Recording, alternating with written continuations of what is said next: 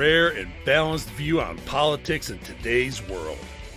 Based on facts, born of rationality, common sense, and logic, providing context on today's events.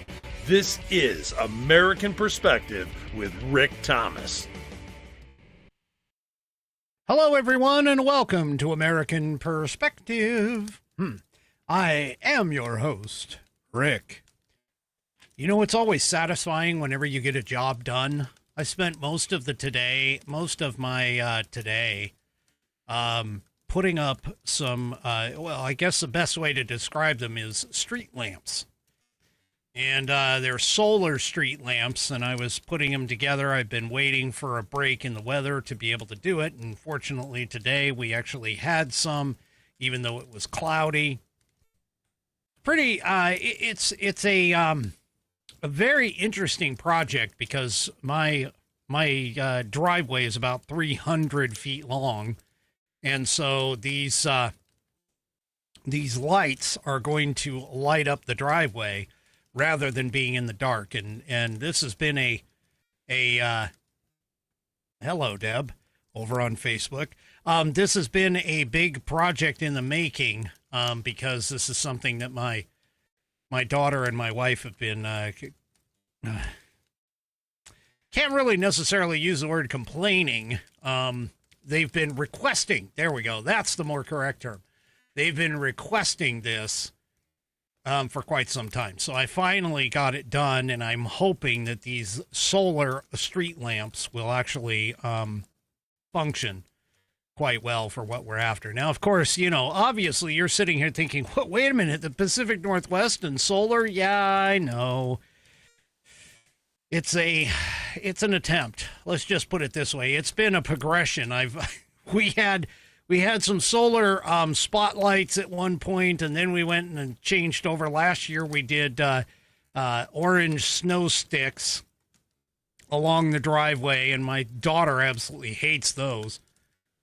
And this year I went and splurged a little bit, spent a little extra money, and got these solar street lamps. And so I'm kind of hoping that they'll work.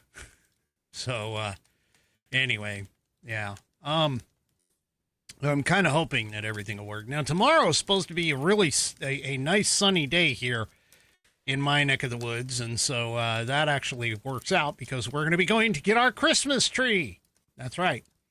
We're going to go and get the family Christmas tree tomorrow, which will be, it happens every year right after Thanksgiving. It's kind of a Thanksgiving tradition. After Thanksgiving, we go and pick up our tree, and then we get the decorations, and we decorate the house, and we decorate the tree, and all of that stuff. I still have one more task that needs to be done, but I'm trying to figure out how to get power to some outside lights on the roof and that kind of thing. So we'll get all of that stuff figured out and everything taken care of course, fairly soon. But anyway.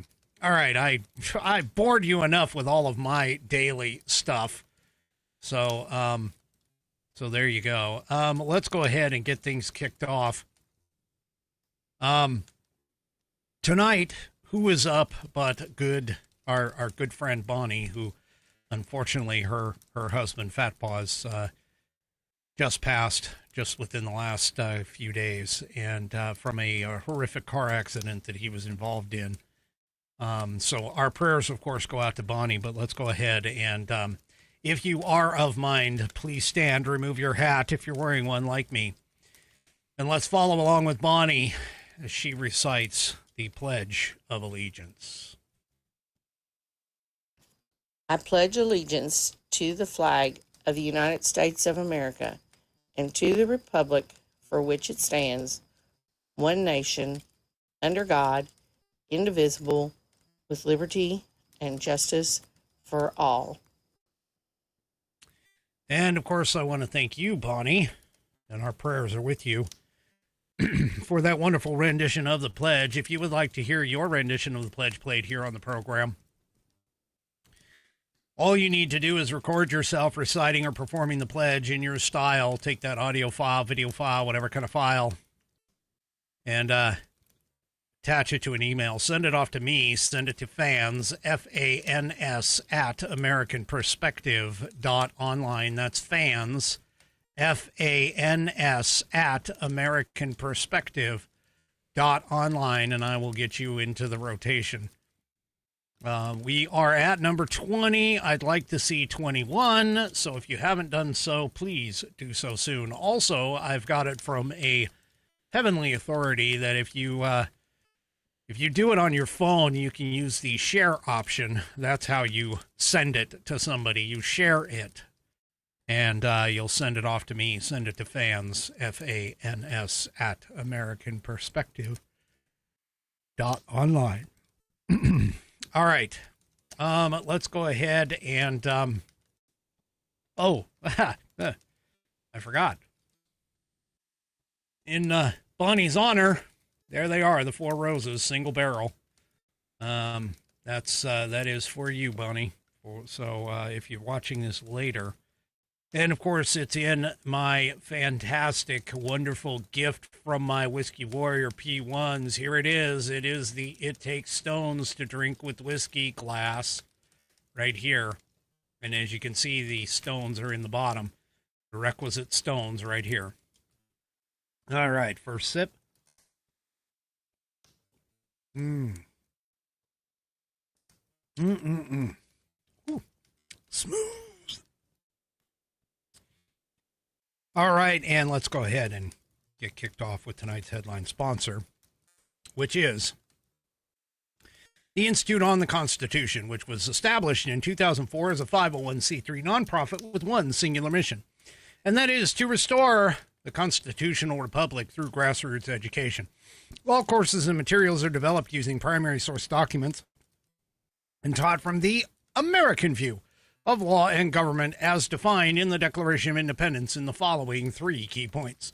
1, there is a God. 2, our rights come from him. And 3, the purpose of civil government is to secure and protect our God-given rights. The IOTC offers the opportunity to educate yourself on our most precious founding document, the Constitution of the United States. They also provide tools to educate your community and get involved with local government. Start by taking their free U.S. Constitution course and go from there. Use my affiliate link, iotc.americanperspective.online, to sign up. And while you are there, take a moment to look through their other course material and information. My affiliate link, once again, is iotc.americanperspective.online to get great content, to learn about our historical founding, and support the show in the process.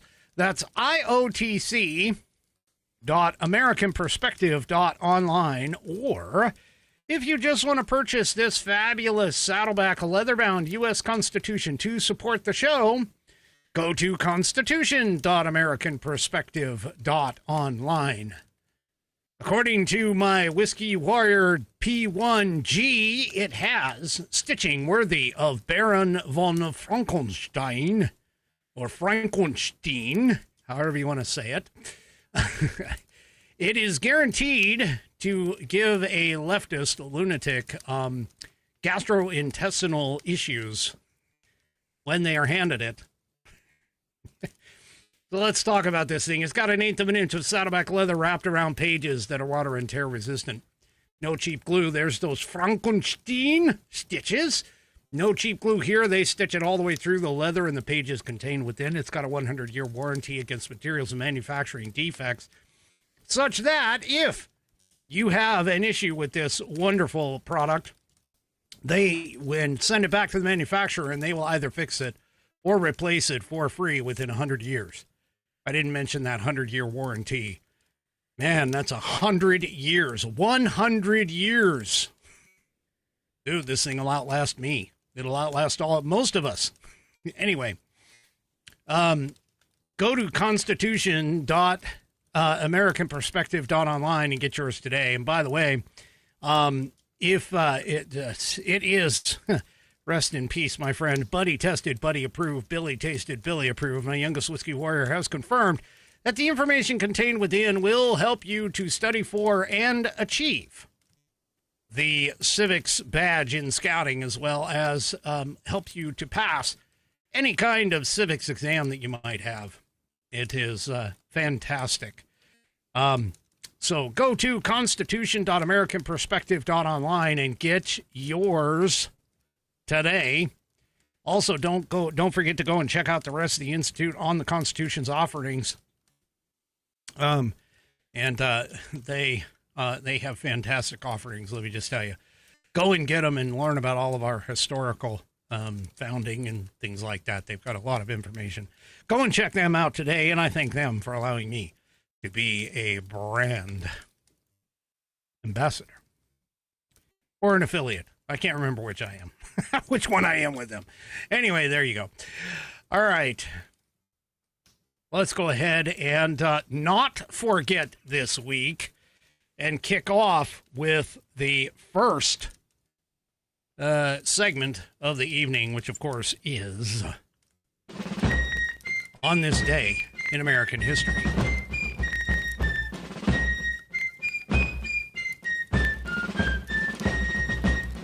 And, of course, for On This Day in American History, we read from the American Patriots Almanac, written by William J. Bennett and John T.E. Cribb. It is chock full of all kinds of factoids and information. Look at that. We're almost done. We're getting down to the nitty-gritty here, folks. We're almost done, but here it is, factoids and information. My Whiskey Warrior P1s love their factoids. And, of course, I love them, too. Tonight, November 29th, we are going to talk about a woman called Moses. Harriet Tubman was born into slavery around 1822 on Maryland's eastern shore, but refused to spend her life in bondage. One night in 1849, she began walking north until she reached freedom. Yet her own liberty wasn't enough. During the 1850s, she ventured again and again back into the South to guide slaves along the Underground Railroad to northern havens, even though she would face severe punishment if caught. Tubman usually traveled at night, shepherding runaway slaves through dark woods, fields, and swamps as they followed the North Star to freedom. She often wore disguises, dressing as an old woman, and sang hymns to signal others along the way. She moved just hours ahead of fugitive slave hunters. On one rescue mission, she saw a former slave master walking toward her. She was carrying some live chickens, so she pulled the strings around their legs until they squawked, then stooped to attend the fluttering birds as the man passed inches away. Another time, when she was on a train, she spotted a former master, so she grabbed a newspaper and pretended to read. Since the man knew that Harriet Tubman was illiterate, he did not look closely at her, and she arrived at her destination unnoticed. During the Civil War, Tubman went to South Carolina, where she, where she acted as, where she acted as a nurse, cook, scout, and spy for the Union Army. After the war, she raised money for black schools and opened a home for elderly blacks. Tubman was small in stature. She was only about 5 feet tall, but enormous in courage and faith.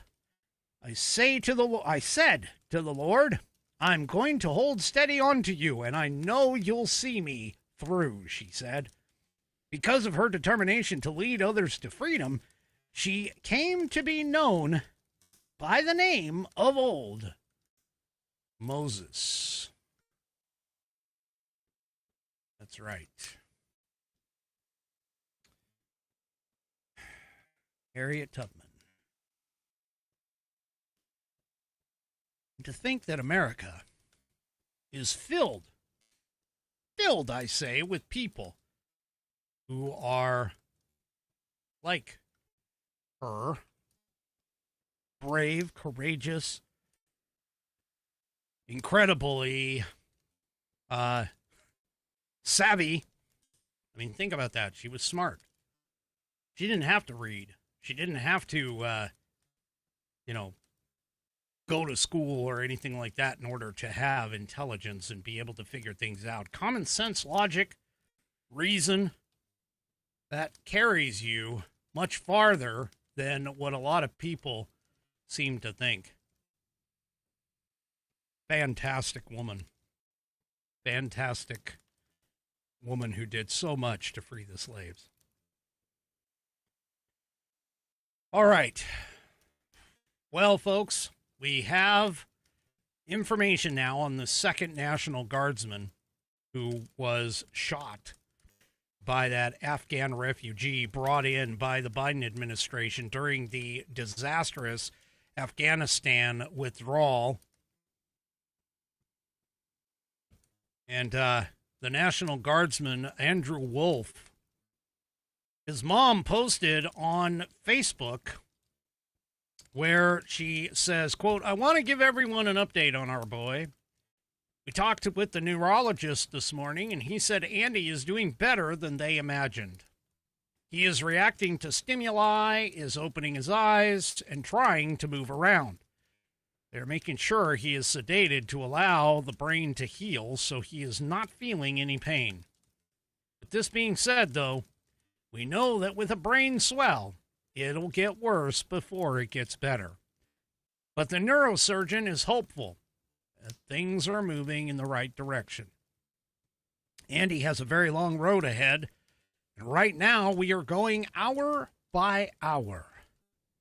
But miracles are already occurring just with his progress he's making so far." That is absolutely fantastic of news. She continues on and she says, "Your prayers and love mean so much to us, and we need you guys to continue lifting Andy's name up. He will be a walking testimony through this. Our God is good, and miracles are happening as we speak. I do want to make sure that everyone knows we are not starting any GoFundMes. I believe there's one out there, but we are wanting for nothing. We want prayers, your love, and your support. That's the most important thing right now. So please, if you see a GoFundMe, screenshot it and send it to me so we can make sure no one gives to these. We love you all, and again, we cannot thank you enough for everything our community, state, and nation are doing to show support." I'm sorry, I gotta digress for a second. How freaking evil is it to create a freaking GoFundMe when the family wants nothing to do with it? My God, we live in a world where there's a lot of sick, demented, evil, criminalistic behavior in our human society today. Oh my God, the hell. Anyway. So that being said, although there have been some good signs for Wolf, he remains in critical condition. Attorney General Pam Bondi has said that the DOJ, of course, is going to be seeking the death penalty for the asshole that shot him. Anyway, yeah, this is just Chris, just horrible. By the way, Wolf entered service in February of 2019, and at the time was assigned to the Force Support Squadron 167th Airlift Wing of the West Virginia National Guard, per the New York Times. Wolf's father told reporters, "All we need right now are prayers for my son." So, there you go. So if you run across a GoFundMe for Andrew Wolf, ignore it. Or better yet, screenshot it and send it over to the family so they are aware. So they are aware of all this. Anyway, All right. So some new information from Janine Pirro. Apparently, the Afghan terrorist drove from my state to ambush the National Guard in D.C. So it looks like he was here, and and again, they talk about him working as the CIA, or working with the CIA as a member of a partner force in Kandahar. Just again, he entered the United States under Operation Allies Welcome, which was the resettlement program implemented following what Pirro actually described as the disastrous withdrawal from Afghanistan. I'm going to tell you right now, yeah, it was disastrous. It was horrible. I don't know why he just, anyway. Pirro said that he carried out the shooting using a 357 Smith & Wesson revolver. A lone gunman opened fire without provocation, ambush style, and armed with a 357 Smith & Wesson revolver. Okay.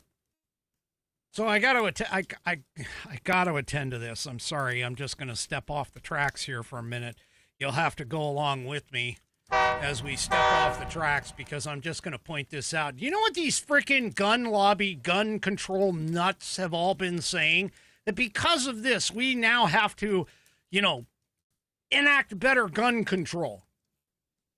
Well, now that we've identified, or had it identified as the type of weapon that was used, folks, do you realize that like every town for gun control, that nutcase advocacy group for gun control and everything else, man, oh my gosh, all they do is talk about assault weapons. Well, guess what? Here is one of many shootings that have occurred, and every single one is tragic. Every single one. However, blaming the firearm for the evil act is just plain stupid. Yes, I am calling all you gun control advocates and morons, droogs and idiots, stupid. Exactly. Because this is ridiculous. He was armed with a revolver. It wasn't even a semi-automatic weapon, but yet I've seen posts on, X and Facebook that are all talking about, wow, we need more gun control. Really? Where in the hell are we going to control? I mean, seriously, you're talking about gun control, but what you really mean is gun confiscation. You just want to get rid of all of the guns because for some reason in your warped little mind, the gun itself is the one that is possessed with evil, and when it falls into the hands of an individual, all of a sudden, they become evil too. And that is about as stupid as it gets. Because I guarantee you, with the amount of weapons that we have in the United States right now, I know many, many, many, many weapons that have never fired a single bullet at an individual. Yeah. And they have done nothing wrong.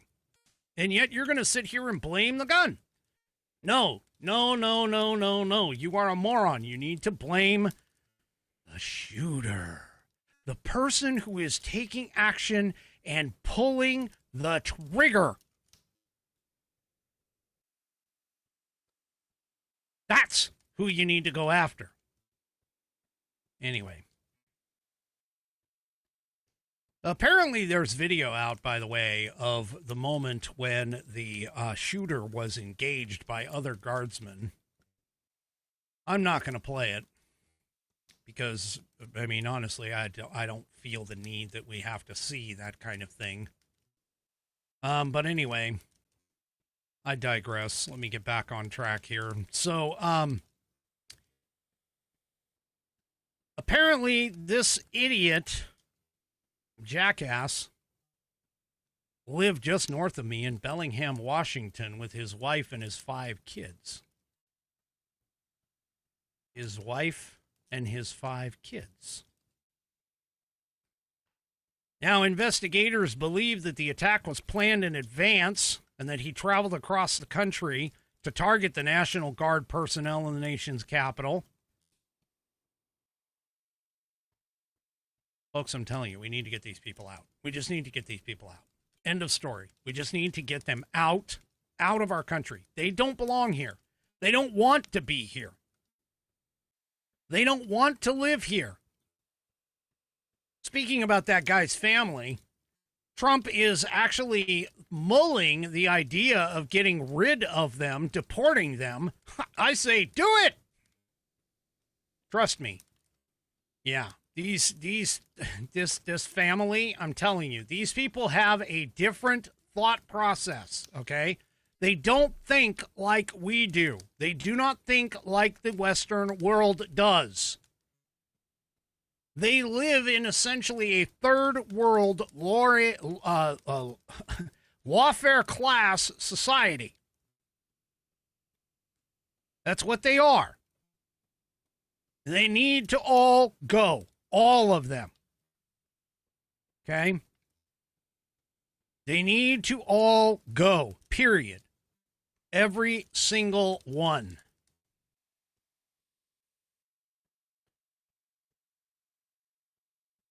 Well, I just want to say, New York City, you hired a winner for your mayor.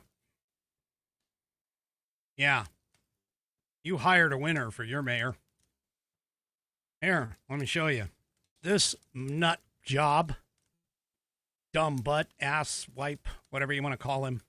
Yes, and I am going to call him that because, let's be honest, he is exactly that. Here he is, posting on X. He says, I'm devastated to learn of the passing of Specialist Sarah Beckstrom, a member of the West Virginia National Guard. She was only 20 years old. As families across the nation come together today to celebrate Thanksgiving, let us take a moment to think of those in West Virginia who have been plunged into imaginable grief. Yeah, you hired a winner.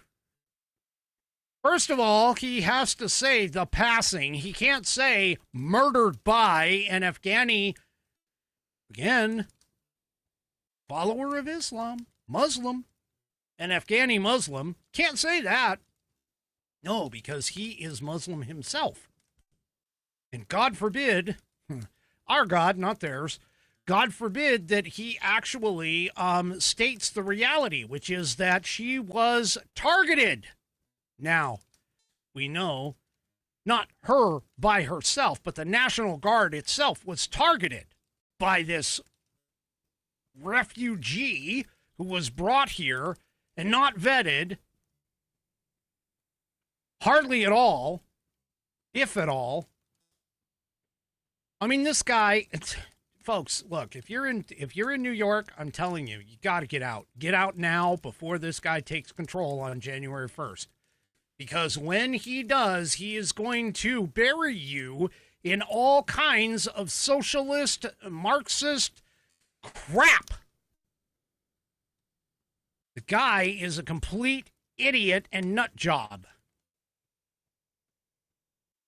You need to get about it. By the way, apparently, according to the video and details that have been released by the police, an ambush, and the suspect, of course, shouted, Allahu Akbar.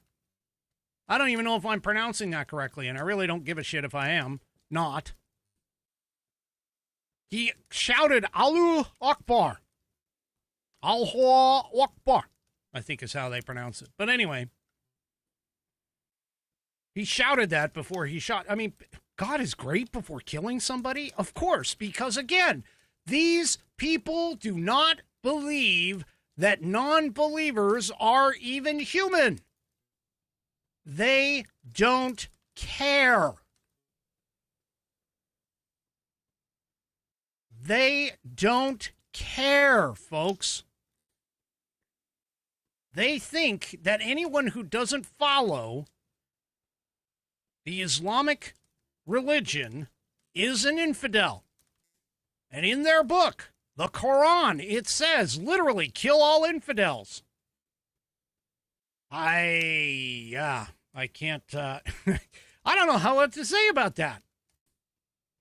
And yet here we are in America, and people are sitting here talking about, oh, yeah, if you're a Christian and, you don't welcome these people with open arms, then you're really not following the Christian religion and what Jesus' teachings were. Yeah. I'm sorry, but there is a certain segment of the world's population that does not belong in America. This would be one of them. Anyway. So apparently, and now keep in mind too, here's, you would think maybe there might be a pattern, for an example, for Mandami. Maybe he just doesn't use, the word killing. Yeah, he's just trying to avoid that word. Well, I hate to tell you this, but here on X.com, traffic violence has killed, this is Mamdami's account, Mamdani. His account. Traffic violence has killed 217 New Yorkers this year. This epidemic is a direct result of our leaders failing to treat this as the crisis it is. Yeah.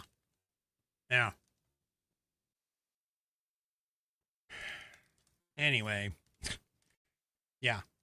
He's not going to use the word killing when an Islamic extremist executes a National Guard soldier in cold blood, yelling Allahu Akbar.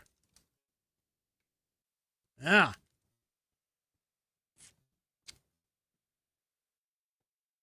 I'm telling you, folks, we're sitting here at a crossroads in our country. We're sitting at a crossroads in our country, and what we need to understand is that this is the culmination of a very long war. Not put on by us, but put on by the enemy. And our friends, and I use that term loosely, our friends in the Democrat Party brought these assholes here. Didn't bother to vet them, brought them here because they felt, for whatever reason, you need to understand. You need to understand the people over there in Afghanistan have been fighting amongst themselves, have been fighting, the Russians have been fighting the Americans, had been fighting the Taliban, had been fighting. They basically do nothing but fight. And so for them to come and join, the only reason they joined is because they recognized that we were the superior force. That we were the superior forces, and they knew, because believe me, they fully understand power. That's about the only thing they really understand. Which is part of the reason why when you deal with one of these people or deal with these people, you literally have to show them and demonstrate to them, yeah, you're not going to win. End of story. These people live by one code alone, and that is basic survival. Here in the Western world, we don't even understand that anymore. We have been so far removed from the idea of basic survival and partnerships and being with other folks that are going to help you survive. Yeah, that's essentially what they were doing. They don't give a crap about us. They don't. They knew that we would leave. They'd come there, we would fight for a while, and then we'd leave. Which is exactly what we did under the disastrous withdrawal of Biden.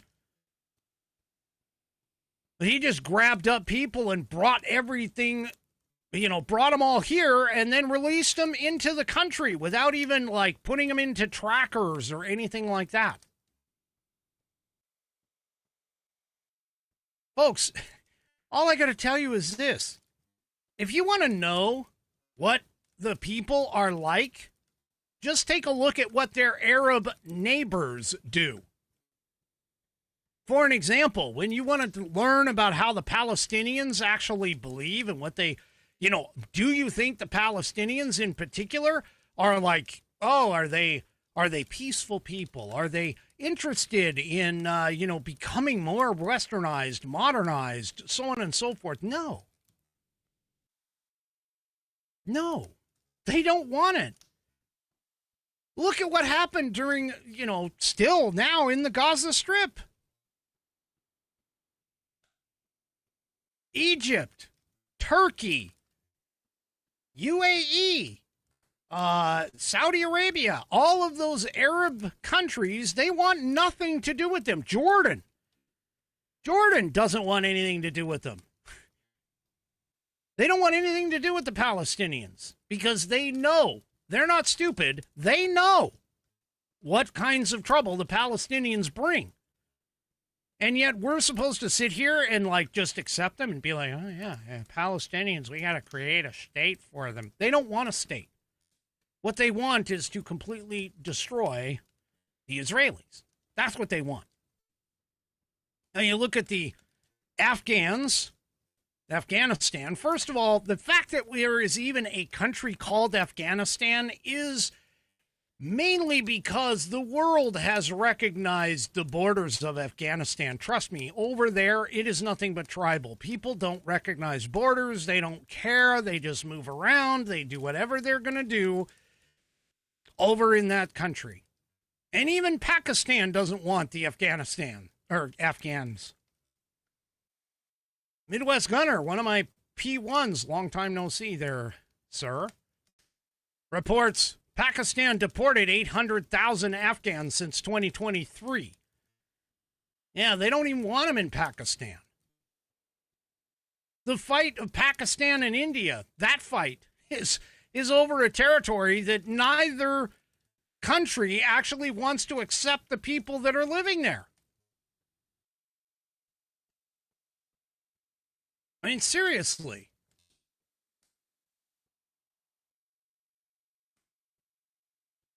As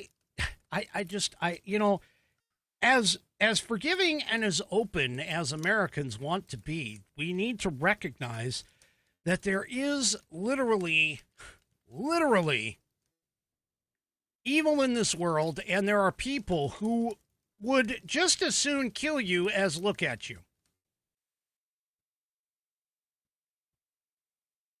So, there you go. And now they're coming here, and they're adopting into our country. They're not assimilating. They're being adopted into our country by the leftist lunatics who think that Western culture, and trust me, I'm telling you, you go over to these countries and you talk to them about Western culture, you talk to them about the Western philosophy, they'll all look at you like you're stupid. Like they have no qualms whatsoever about telling you that, yeah, the Western society is full of sin and full of all kinds of bad things that are against my religion. Why would I want to go there? And that's what they do. When speaking about those in Afghanistan, for an example, speaking about those in Afghanistan, there was an Abbey Gate Gold Star father says that the Afghan nationals' alleged attack, it's not alleged anymore, on the National Guardsmen proves his warnings, the father's warnings, about evacuation failures.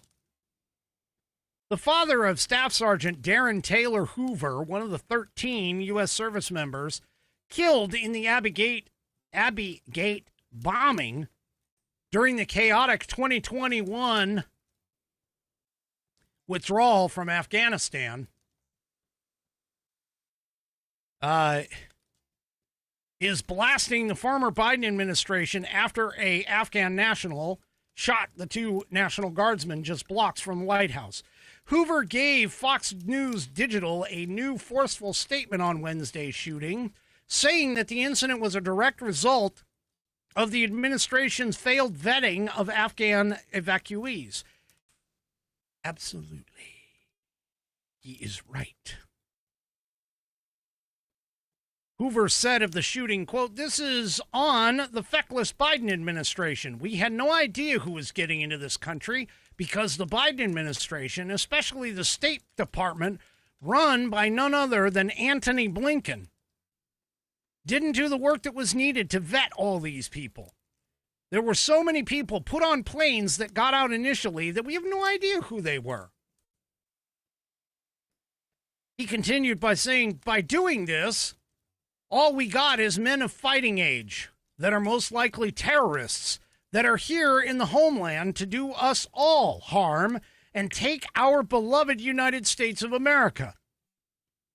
Maybe if the Biden administration started the process earlier than the truncated timeline that they did, this could have all come out so much better, including all of our most precious men and women of our military coming home."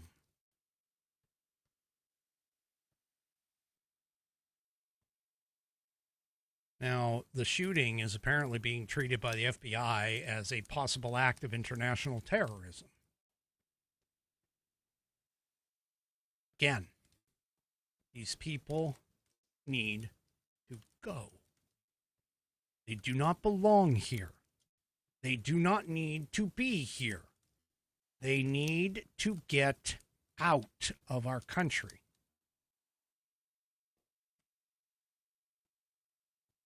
Former CIA Director John Ratcliffe told Fox News Digital, quote, "The individual and so many others should have never been allowed to come here. Our citizens and service members deserve far better than to endure the ongoing fallout from the Biden administration's catastrophic failures." And he is absolutely right. Now, Hoover, the father, says the shooting confirms what he and other Gold Star parents feared when thousands of Afghans were evacuated during the final days of the withdrawal, that many individuals were allowed in the United States without adequate screening. Hoover says, "We had no idea who Biden put on those planes. None." Now, keep in mind, these comments come after years of public criticism from Hoover, who has been one of the most vocal parents demanding accountability for the Abbey Gate attack that killed 13 service members, including his son Taylor, who was an 11-year Marine veteran who was engaged to be married and on his third deployment to Afghanistan. Hoover's earlier remarks made headlines in 2024 when he reacted to President Biden falsely claiming during a presidential debate that no service members had died under his watch, which we all know was bullshit. At the time, Hoover told Fox News Digital he felt rage hearing Biden deny the deaths of the Abbey Gate 13. Yeah. He's never acknowledged, this is Hoover, he has never acknowledged not one time any of our kids. He's never said their names. He also revealed that the Biden administration sent the Abbey Gate families a batch of identical condolence letters a year after the attack. He said in a Fox News Digital interview in 2024, all 13 families got a canned letter. It looked like it was a photocopy. We've had absolutely nothing before and nothing since. Yeah. Well, Biden and his administration did not care. All they wanted to do was score political points. That was the whole point of them trying to shut down Afghanistan. He wanted to score political points because while Donald Trump did start the process, admittedly, I can tell you Donald Trump would not have allowed this crap to continue on with it. he definitely would not have allowed, he would have not allowed any of this crap to go on.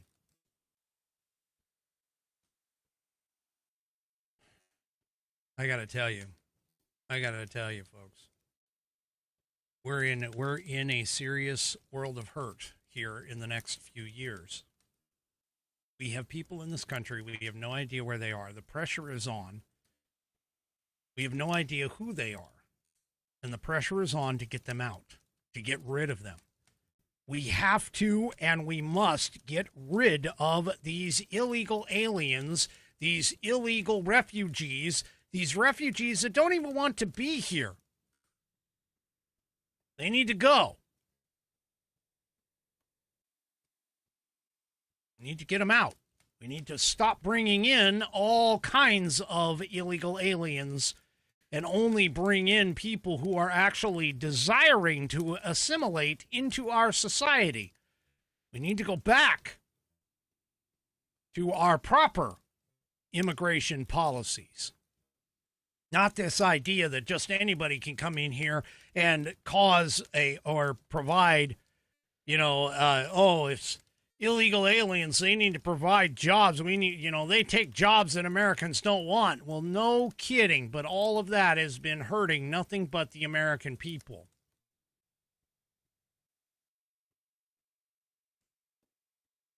Yeah, 3 Chevy makes a good observation here.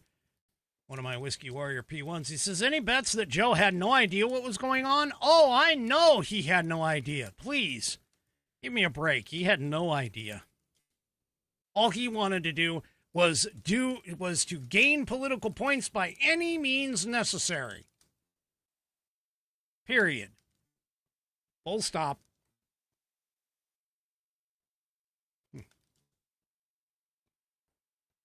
Anyway.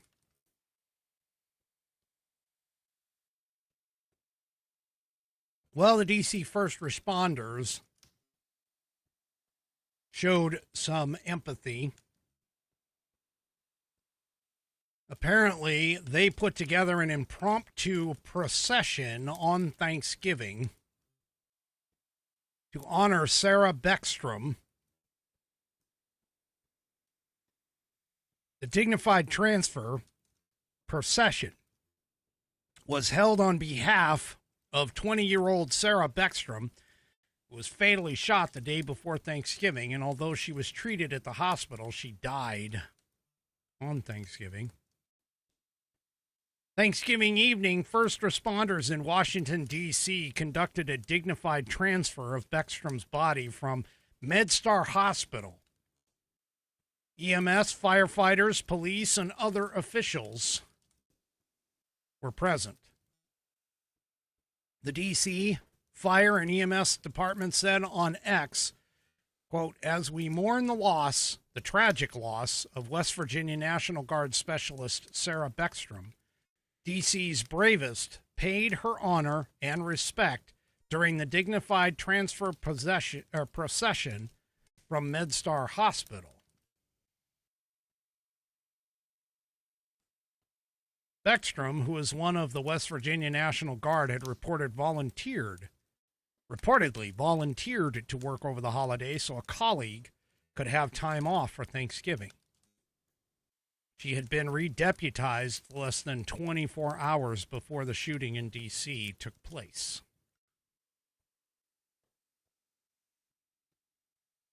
Yep. So the D.C. police officers. Now, I'm just going to point this out, okay? I railed a little bit on this, okay?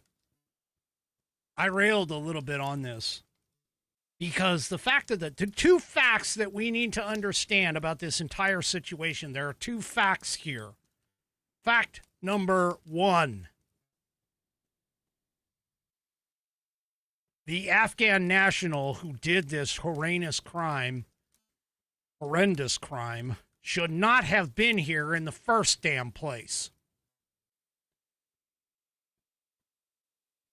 If Biden had not brought his ass here after that disastrous withdrawal, there wouldn't have been a reason for him to do what he did.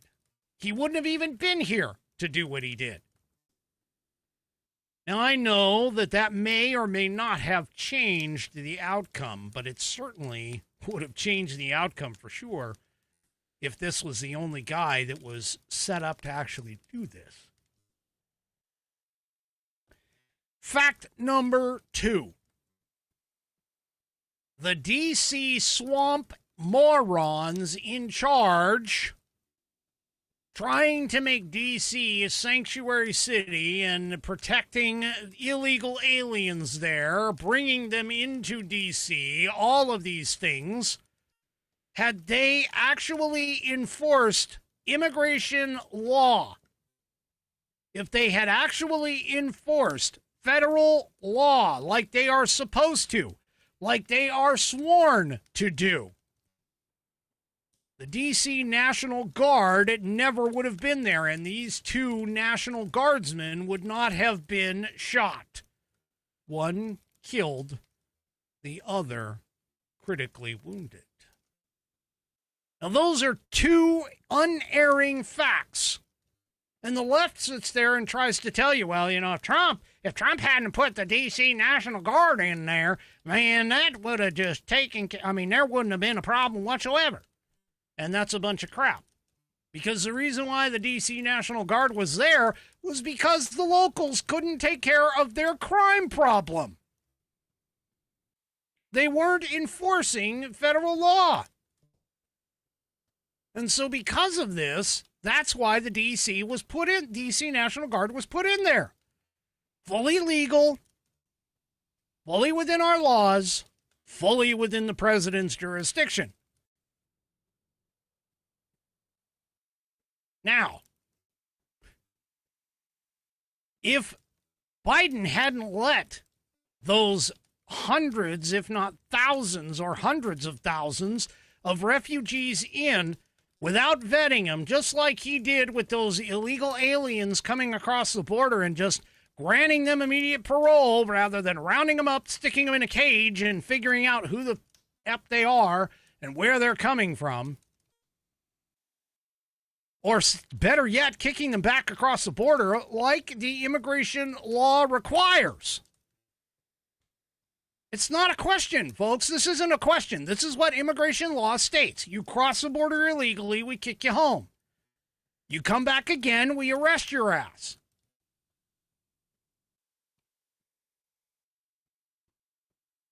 And these people, these leftist lunatic morons who are running around on all of the Facebook and the X and everything else, who are sitting here saying, oh, pity, poor, pity, whatever, these refugees. No, we're full. We're done.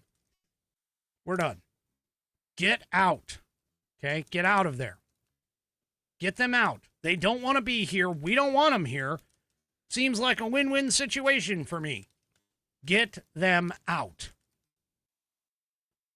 Well, President Trump is doing his job. That's right. He is doing his job, regardless of what the leftist lunatics think and want to make you think, like those seditious six who made you think that he was, putting out illegal orders, but they can't name a single one. By the way, Mark Kelly actually got to that same point here on one of the interviews that he was on. I don't remember which, but he said the exact same thing. In fact, he even avoided the question from Jimmy Kimmel, or not Jimmy Kimmel. No, maybe it was Jimmy Kimmel. He actually even avoided the question from Jimmy Kimmel. Jimmy Kimmel asked, well, what orders were you thinking of that could possibly be illegal? I mean, the guy set up a softball. Oh, my gosh. Yeah, no. Kelly wouldn't even swing at it. He wouldn't even swing at it because he was basically like, well, we're just reminding people of illegal orders. So when were you reminding people during the Biden administration or during the Obama administration or during any other administration other than Trump?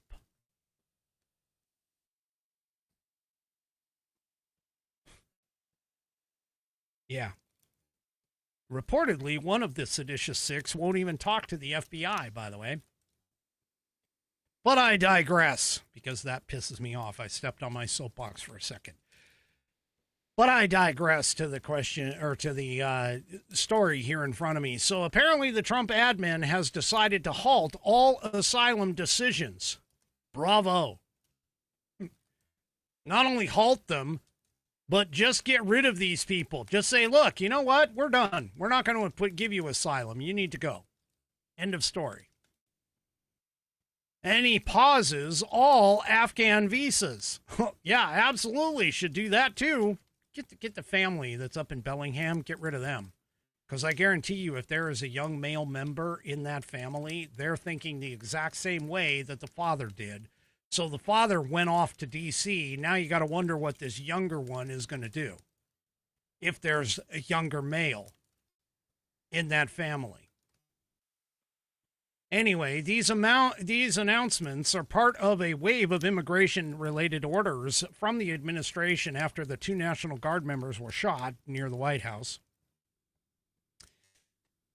Here in the Epic Times, the Trump administration on November 28th halted all asylum decisions and paused visa issuances for Afghan nationals following this shooting, citing national security concerns.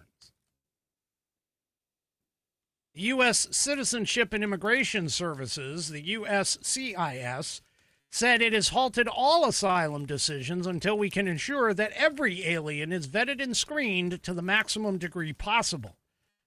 You know what? Don't even bother paying the money to do that. Just get rid of them all. Just get them out. If they want to apply for asylum, they can do it properly at one of our embassies in another country. Just send them back across the border. They're not even supposed to be here in the first place. See, the way this is supposed to work is you would go to the embassy in that country. Like, for an example, if you were going, if you had a problem, you were seeking asylum in Mexico, you would go to the U.S. Embassy in Mexico and say, I'm seeking asylum. In Mexico at the U.S. Embassy. That's the way it's supposed to work. But no.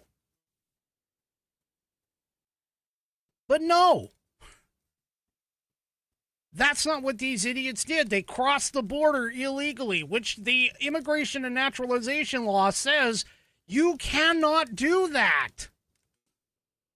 If you're coming in and you cross a known border patrol location,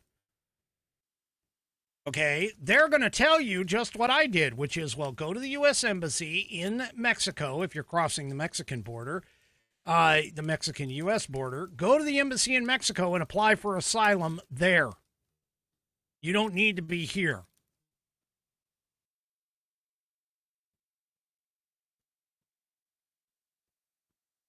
Anyway, USCIS Director Joseph Edlow wrote on an X post, until we can ensure that every alien is vetted and screened to the maximum degree possible, the safety of Americans, of the American people, always comes first. Not under Joe Biden, it didn't. Not under any Democrat, it doesn't. I guarantee you all of that. On the same day, the U.S. Department of State made a statement on X that says it has immediately paused visa issuance for individuals traveling on Afghan passports, adding that it is taking all necessary steps to protect U.S. national security and public safety. Yeah.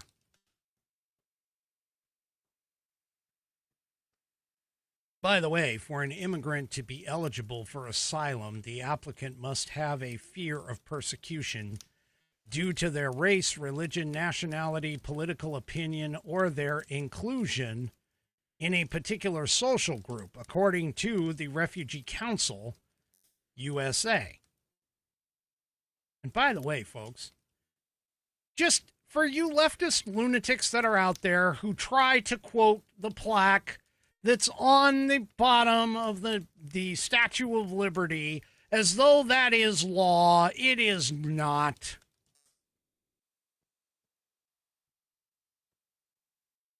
You sit here and you read the Constitution. It does not say in the Constitution that we need to accept all refugees. We need to accept all immigration, all immigrants. No. In fact, it even puts it on Congress to figure out what they want to do in terms of immigration law. And they put it together. It's called the Immigration and Naturalization Act, which does not say that we need to accept everybody. It doesn't say that we need to accept anyone who comes to our border and says, hey, I want to be, I want to come into America. No. Or however you say that in whatever other language you want to be. No, you don't. No, that isn't how this works. This is not how it works, folks.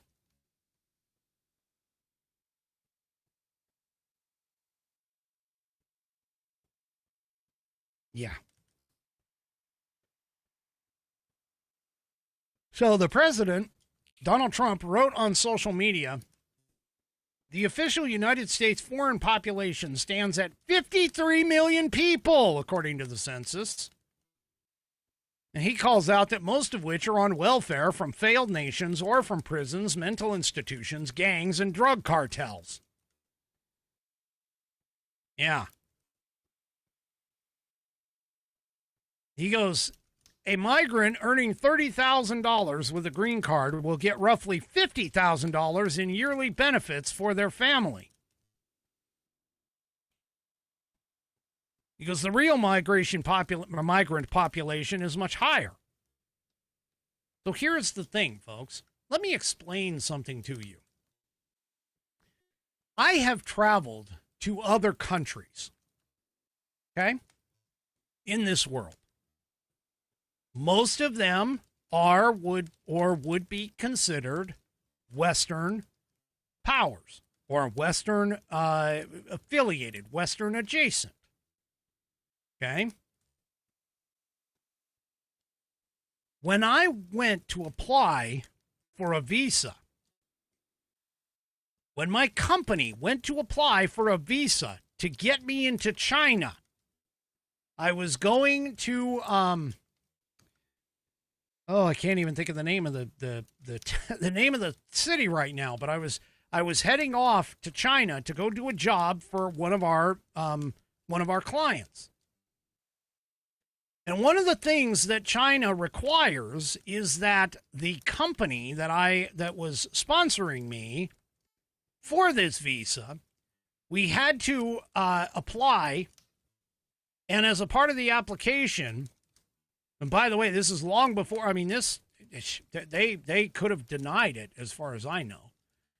But we had to apply, and we basically had to say, well, here's the reason why this guy needs to go. And second, he will not, under any circumstances, become a ward of the government over there. That this visa, yes, Shanghai, thank you, Shanghai. So this visa that you're applying for, it's basically telling the Chinese government is basically saying, hey, if you can't support yourself, we're not even going to give you a visa. That's what needs to happen here. If you're not able to support yourself, yeah, you're not getting a visa here. We don't need to, we don't need to be bringing any of these people in, period. You can't support yourself, we're not putting you on the government dole. Because, and again, I point this out, the federal government has no business supplying any of these social programs. It is all of them are against the Constitution, Article 1, Section 8. Read it. Get familiar with it. There is not one single item in Article 1, Section 8, which lists all of the enumerated powers of the federal government that actually has anything to do with supplying any money to anyone elsewhere other than for America. There doesn't say anything about, oh, yeah, we need to support, the Congo. We need to send all kinds of money off to the Congo. No, it doesn't say that. It doesn't say any of that.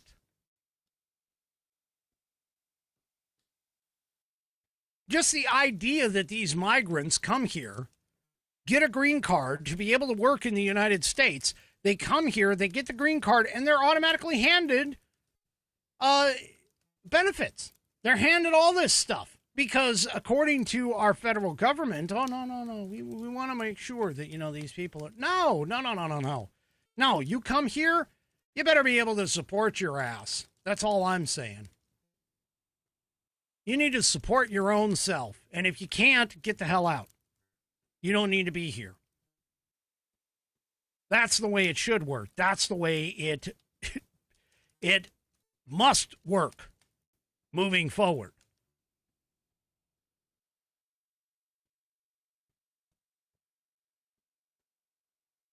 Now, the thing about it is, though, is that the American populace doesn't necessarily agree with me on this. Okay? There's a new Economist YouGov poll out today that shows that Americans are split on whether or not immigration should either increase, decrease, remain the same, or be reduced. Okay? The poll found that 26% of Americans surveyed believe that legal immigration should be decreased, while another 26% said that they should keep immigration levels the same. The survey also showed that 23% believe that legal immigration should be increased, while 9% do not want any legal immigration. The majority of Americans surveyed do not believe people here illegally who have not committed a crime should be deported. I hate to tell you this, folks, but the minute they cross that frickin' border illegally, that's the definition of a crime. That's it. I don't know where these people get this idea that just because they cross the border illegally, that's not a crime. No, it is a crime. It's defined. I think it's 18 USC section 1325, 1324, something like that. You cross the border illegally, you've already committed a crime. If you're here without proper authority, you have committed a crime. Folks, I don't even understand where do you get the idea that that isn't criminal? That isn't criminal behavior. It absolutely is. And if you listen to Jasmine Crockett, she sits there and she's like, oh, no. You come here and you cross the border illegally, that's a civil offense. No, it is not. It's tagged with possible jail time. Anytime there is jail time, it automatically is a criminal offense. If all it was just a fine, that's all it would be. It would be a civil offense. But it's not. It's not.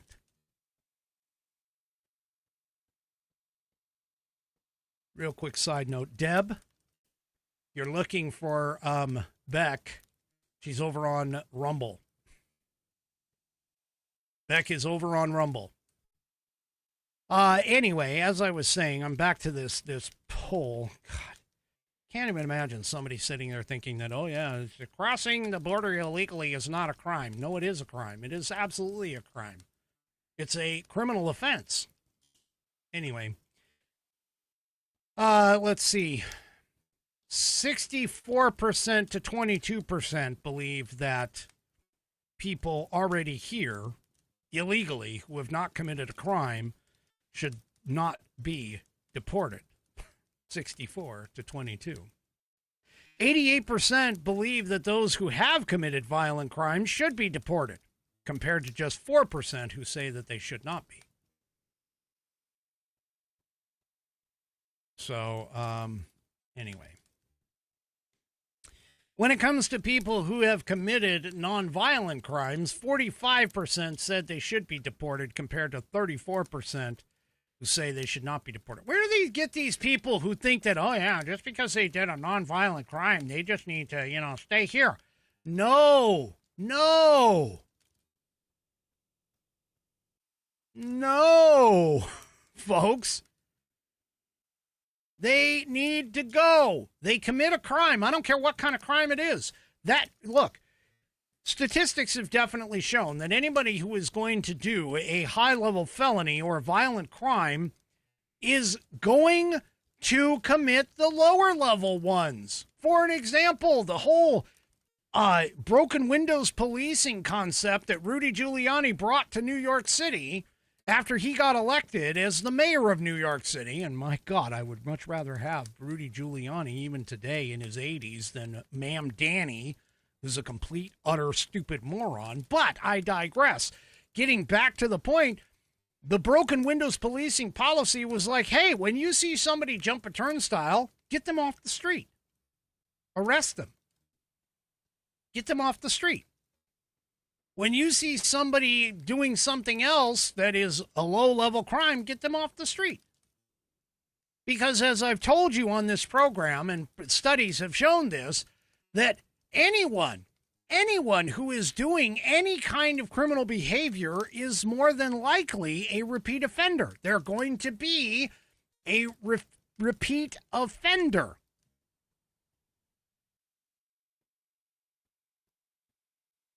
Okay? They're going to repeat. It's just guaranteed. They're already arrested. Again, the number of times that somebody did shoplifting in New York City itself was done by, 13 or 1,400 people total. And if they would have rounded all those people up and stuck them in a freaking jail cell, then all of a sudden, maybe the shoplifting would all of a sudden disappear. That kind of goes the same way with all the shootings. You round up the percentage of the population that is committing 50% of the violent crime, and I guarantee you violent crime will drop. It's no surprise. It's just plain math. I got to try this again because apparently Miss D, your text got a kick out of my closed captioning. Oops, up here. Closed captioning. Because I said, Ma'am Danny. And I guess it does say Ma'am Danny instead of Ma'am Danny.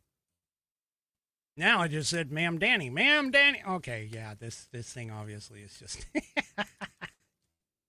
Oh, sometimes you got to make your own laughter. All right, real quick, folks. Apparently things are heating up in Venezuela. You know, I saw the left go absolutely nuts over this. Apparently Hegseth said something. I don't know what he said, but he's being accused. He's being accused right now of the fact that he possibly gave an illegal order. I don't know if that was illegal. But anyway. Hegseth defends the lethal strikes against the alleged drug traffickers. He goes, Biden coddled terrorists. We killed them. Yeah. We killed them. I like it. And so, yeah, there's reports, many reports here that from the Washington Post and CNN as examples, claiming that the U.S. military ordered a second strike on a suspected drug vessel in the Caribbean after the initial attack left 2 survivors. The commander overseeing the operation told colleagues on a secure conference call that the survivors were legitimate targets because they could still contact other traffickers for help, and ordered the second strike to comply with a directive from Hegseth that everyone must be killed, according to the Washington Post. And this is something that the left is like, oh my God, he issued an illegal order. No, actually, he didn't. Because I'm sorry, but when you're in war. Now, if they were civilians, if they were refugees on a boat, yep, absolutely. But in this particular case, they're not. They're not. Hegseth wrote on X on Friday about the whole thing. He's saying, as usual, the fake news is delivering more fabricated, inflammatory, and derogatory reporting to discredit our incredible warriors fighting to protect the homeland. As we've said from the beginning in every statement, These highly effective strikes are specifically intended to be lethal kinetic strikes.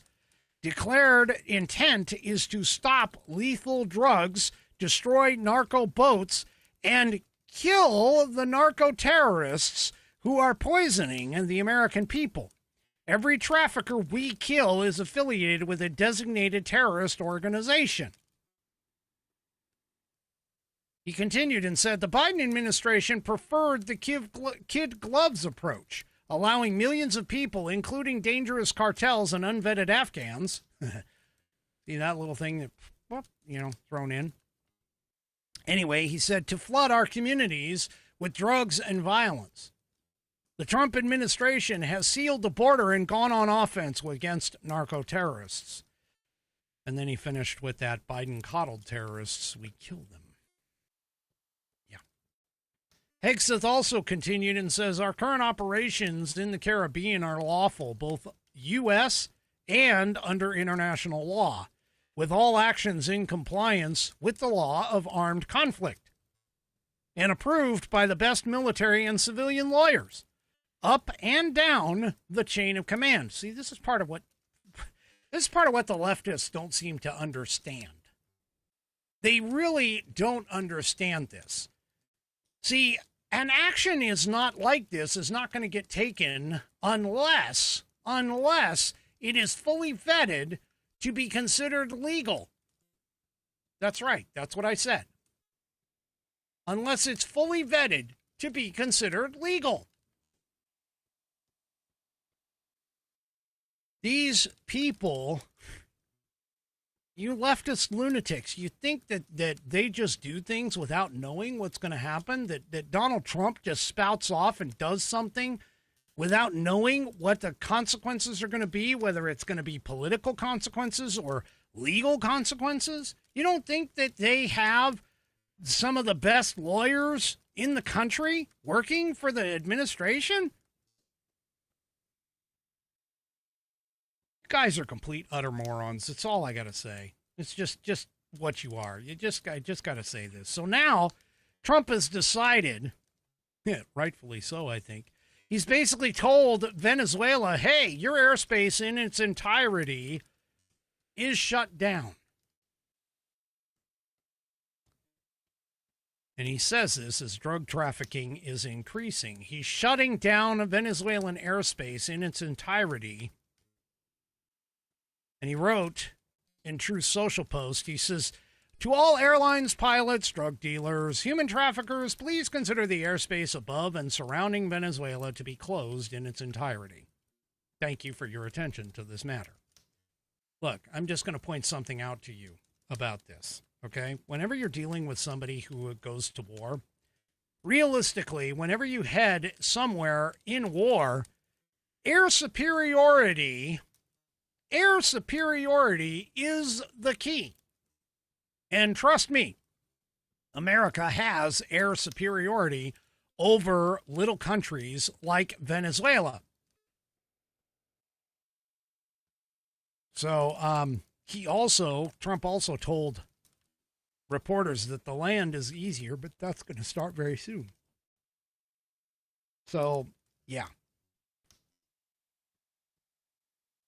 Now, Nicolas Maduro, yeah, he's going to have a little bit of a problem, I think, with all of this. So, yeah. Anyway, Trump apparently spoke with Nicolas Maduro last week and discussed a possible meeting between them, which would mark the first ever encounter between the authoritarian Venezuelan leader and a U.S. president, the New York Times reported on Friday. Now, I want to take you back. I want to take you back to the years, the Reagan years, the Reagan era. I seem to recall a little country, a little crappy country known as Libya. And there was this commander, this leader, this president who was in Libya by the name of Gaddafi.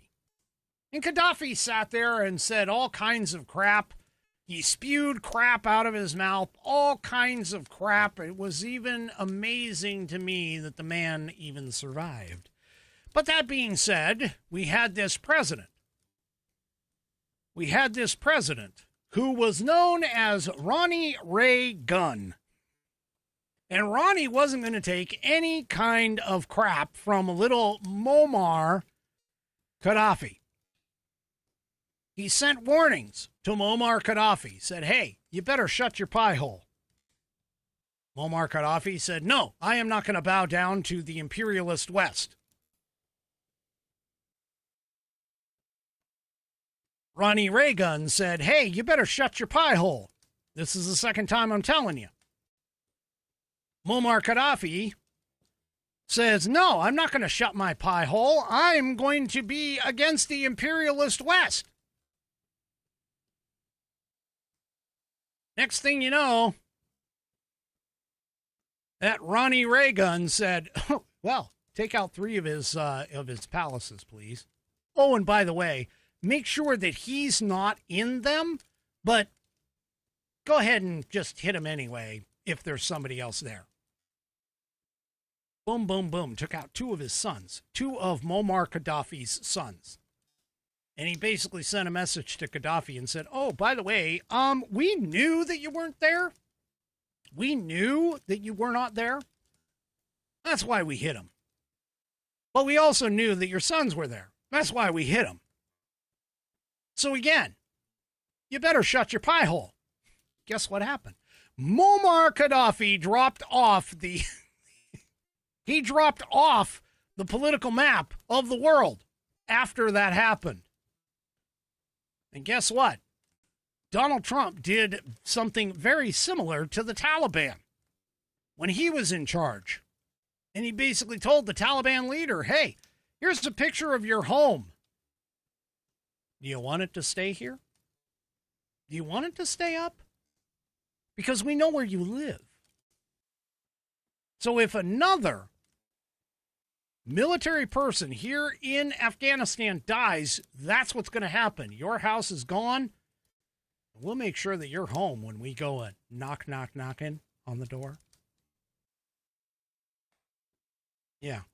Now, of course, I paraphrased all that, but that's how you handle these people. Because, again, as I said in the earlier part of the program, that's how you handle these people. They only know one thing, and that is superior firepower.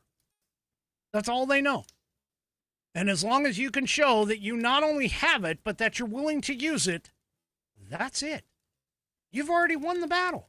In fact, there isn't even any kind of a battle. Because these people are complete, utter morons and only respect one thing. Power. Strength. It's called the power of deterrence. You do a surgical strike and you say, hey, don't do that again or we're going to, turn your whole country into a glass factory. Yeah. He's doing that right now. He's doing that right now. Now, while all of this is happening over in the Middle East and everything else, okay, we have a bit of a problem here at home. General Flynn was on with, and I know I talk about this guy, Alex Jones. I personally think he's an unhinged lunatic. Why I don't listen to his program. But General Flynn has pulled out what he calls a request, or what he calls a response to what has been happening in the country today. General Flynn has called for President Donald Trump to deliver a national address, kind of like what Reagan used to do. A national address describing what he describes as a developing color revolution effort involving federal agencies, political groups, and outside organizations, occurring right here in the United States. Flynn issued the request because of the recent events, including the video that the Seditious Six put out featuring those lawmakers urging the military to refuse illegal orders.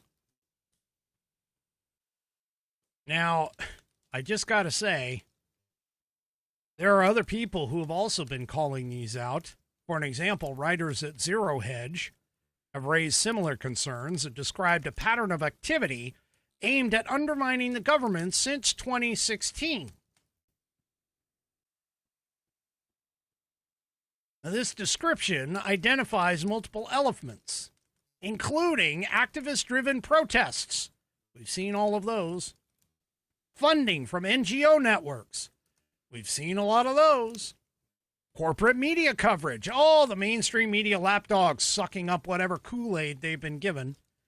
Judicial actions, just like the leftist federal judges who have overreached and overstepped their constitutional authority in an attempt to keep Donald Trump reined in on all of these immigration, tariffs, whatever else you have, the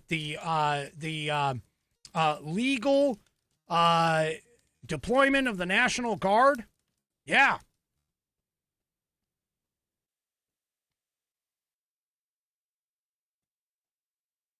There's foreign aligned groups. We've talked about that on this program here recently.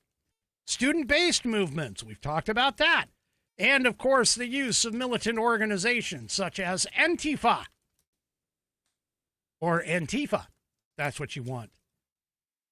Now, these activities were described as components operating within a larger framework characterized as a color revolution model.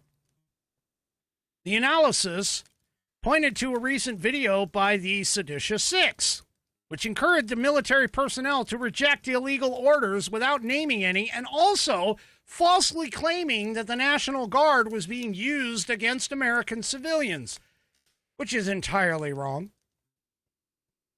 Entirely wrong. General Flynn's statement also stated that the message aligns with the pressure tactics associated with color revolution operations. Now, keep in mind, too, X just unveiled the fact that many of these quote-unquote MAGA extremist breakaway groups that are trying to get away from Donald Trump are coming from outside state and non-state actors. They are foreign entities attempting to sow discourse within America through the X postings and everything else. I'm sure it's happening over on Facebook as well. All of this stuff is happening right now. Now, according to the assessment that General Flynn was talking about, the goal of such messaging includes delegitimizing authority. What do you think that Seditious Six video did? Framing decisions as unlawful, encouraging disobedience within the military and intelligence community. Exactly what they were trying to do.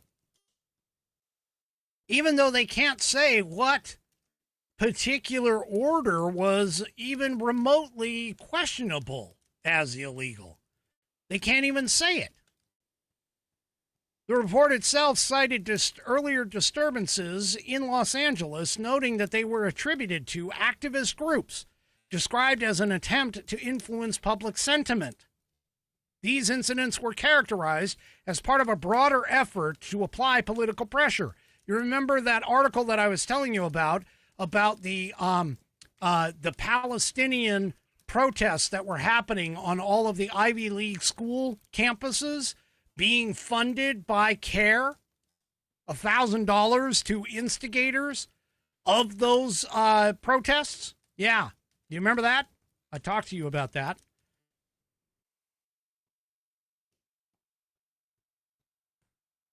References were made to the findings of the Durham investigation, which, of course, identified, and these findings were described as identifying a grand conspiracy, beginning with what was termed as the Hillary Soros plan.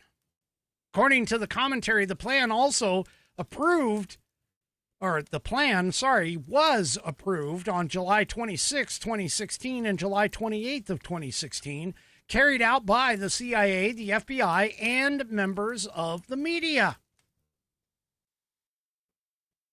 The analysis claimed that the plan included multiple subsequent events such as the Russia investigation, the Mueller probe, Ukraine impeachment inquiry, the public statement regarding the Biden laptop, which the Biden laptop did exist. It was true.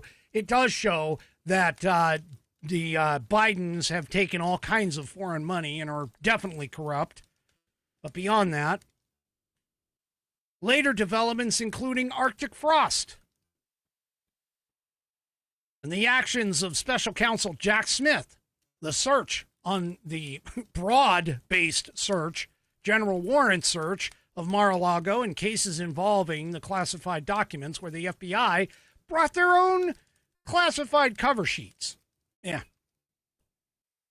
Folks, look, I'm just going to point this out. We are in a crux right now. We are in a call it a perfect storm here in America. And if we don't get our acts together and start understanding and realizing what the government can and cannot do, constitutionally speaking, and get wise to what is happening within our mainstream media, the propagandists that are out there, and all of these other things that are occurring right now, America is going to succumb and become something other than America. So you got to be on the lookout for all of these things, folks. Got to be on the lookout for all of this. And I try to bring you articles and things every single episode that demonstrate all of the nasty things that the Democrats are doing across the board. All right, folks, that is it for me for this evening. Do me a favor, if you haven't already, head on over to rumble.com, get yourself an account. It is free.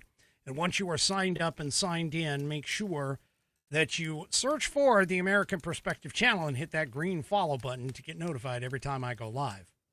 Also, too, don't forget to hit those thumbs up, thumbs downs, and, of course, if you're 3 Chevy, thumb sideways. We will see you on Monday, 5 p.m. Pacific, 8 p.m. Eastern Time, right here on American Perspective.